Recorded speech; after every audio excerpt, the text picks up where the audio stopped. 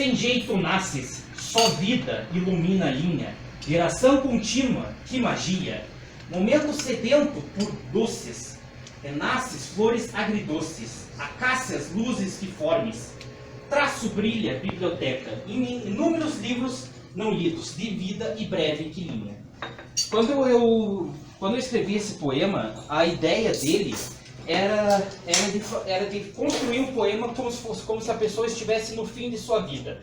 Por isso que a coesão dele possa parecer estranha, porque é uma pessoa no fim da sua vida e que ela não tem aquela reflexão de parar e escrever aquilo que sente, então, de forma precisa. Então por isso que é algo mais solto.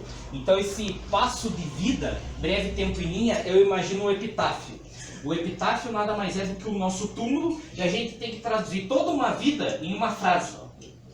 Imagina 40 anos de vida, 80 anos de vida traduzido em uma simples frase. O que você colocaria? Marido benevolente, esposa amável, mãe dedicada. Você vai traduzir toda a tua vida só numa linha. E como é que você vai escrever essa linha?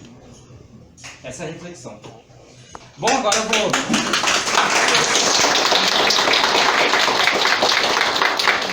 Agora um pouco das minhas inspirações, são vários escritores: George Orwell, Augusto dos Anjos, Edgar Allan Poe, Alan Moore, Neil Gaiman. A lista é enorme e quase infinita. Então essa é a minha inspiração. Cruz e Souza, que é simbolista, um exílio de um poeta, infelizmente em vida não foi reconhecido, tal qual Augusto dos Anjos também não foi reconhecido.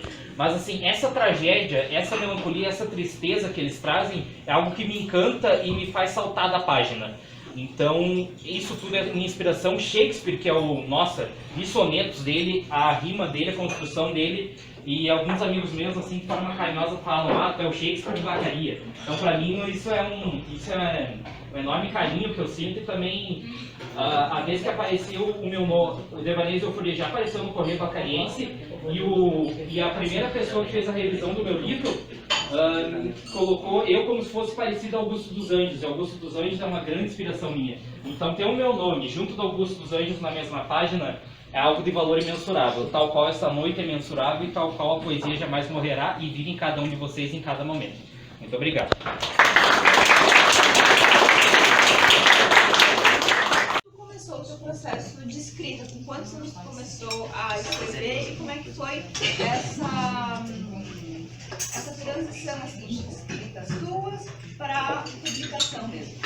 Começou muito novo, eu acho que eu tinha em torno de uns 10, 9 anos, que eu tinha um caderno, era um caderno assim de sonhos, mas claro, sonhos inventados, que a ideia era assim, que todos os sonhos no final se reunissem e que todos os sonhos se reunissem, aí fosse enfrentar um vilão que envolveu o mundo dos sonhos. Aí disso, o personagem principal, que era eu, depois ia ser possuído por uma gosma e ia virar um anti-herói. Isso era a minha ideia na época, mas eu não terminei o caderno, acho que eu escrevi até metade. Eram sonhos que eu inventava, eu passava pela mitologia grega, eu passava por uma floresta cheia de dinossauros. Então foi nessa parte, eu comecei bem novo. Aí no ensino médio, eu lembro, nunca vou esquecer, a professora de literatura deu um poema pra gente fazer. E as esquimas foram surgindo, mas claro, era algo muito imaturo e que ainda estava se desenvolvendo. Então, só na faculdade que eu tive uma professora, a professora Laura, que foi uma professora que me ajudou muito e ainda ajuda, a gente conversa até hoje, que me deu alguns toques sobre poesia, coesão, coerência, e ela foi uma grande incentivadora e também ela sempre foi alguém assim que me presenteou com livros, assim. Eu conheci o Cortiço através dela, eu conheci o Diário de Anne Frank através dela, eu participava de um clube de leitura, que é o Café com Leitura, que foi através dela e melhorou muito o meu repertório e a minha fala. Então, e outra coisa, aí tudo isso foi amadurecendo, se desenvolvendo, até que um dia eu pensei, eu quero lançar um livro. E eu tinha alguma coisa publicada, eu participei de várias antologias, inclusive se vocês olharem a orelha do livro, tem as várias antologias que eu participei, e foi surgindo, e daí eu pensei, vou escrever um livro. Mas eu pensei, bom, a editora não vai cair do céu. Então eu corri atrás da editora, era a época, a primeira edição foi da editora Virtua. Teve alguns problemas, assim, de atraso, entrega, mas a Virtua não, a editora Garcia, desculpa. A editora Garcia teve alguns problemas de entrega, eles não conversavam direito com a gente, mas no fim entregaram os livros. Aí eu resolvi fazer a segunda edição porque eu pensei, não, quero deixar organizado. Porque a primeira edição, eu conforme eu ia escrevendo os textos, eu lançava. Então era poesia, depois tinha conto, soneto, não tinha uma ordem. Aí falando com a editora Virtua, eu falei, ó, se tu puder ajeitar, organizar. Aí ele organizou, tá tudo organizadinho, direitinho.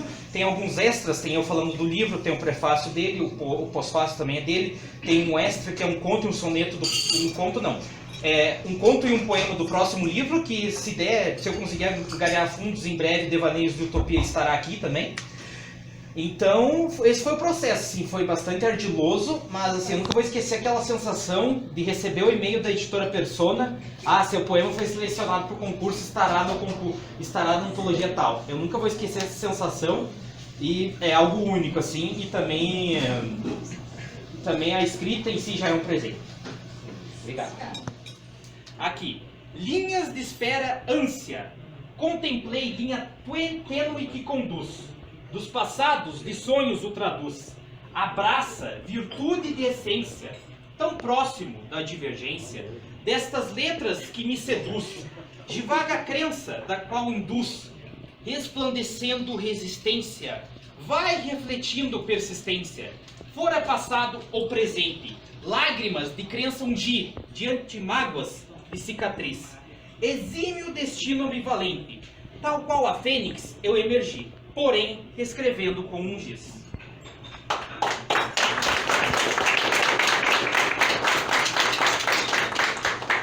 Essa aqui é uma época...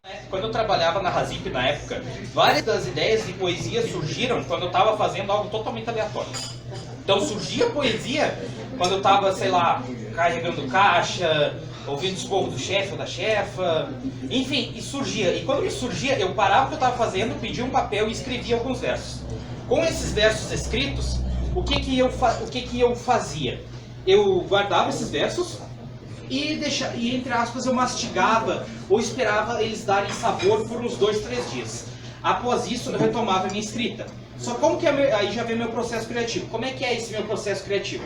Ele é da seguinte maneira: eu coloco alguma música, eu tenho inclusive o livro em si tem trilha sonora, eu coloco uma música a tocar, eu tenho um separador de sílabas, um dicionário de rimas, um dicionário de português, um dicionário de sinônimos e também um próprio dicionário em si. Através disso eu vou escrevendo, vou vendo como é que se desenvolve e tal. Às vezes uma noite eu consigo, às vezes leva algumas horas, mas assim se desenvolve. E a música é extremamente importante porque o que acontece? Às vezes eu estou com dúvida e a música é a resposta. Então, através de várias músicas, eu também me inspirei em escrever. Claro, músicas com temática melancólica, com uma temática mais reflexiva. Eu gosto muito do rock, eu gosto muito do folk, músicas ao som de voz e violão também. Então, essa é meu processo de criação, é como surge. Ou até mesmo o momento mais simples da vida se torna uma poesia, como por exemplo a chuva. Inclusive, aqui eu ressalto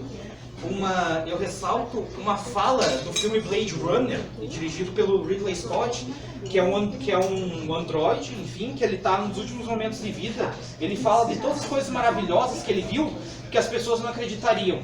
E ele fala, e no final ele termina: e tudo isso será perdido como lágrimas na chuva.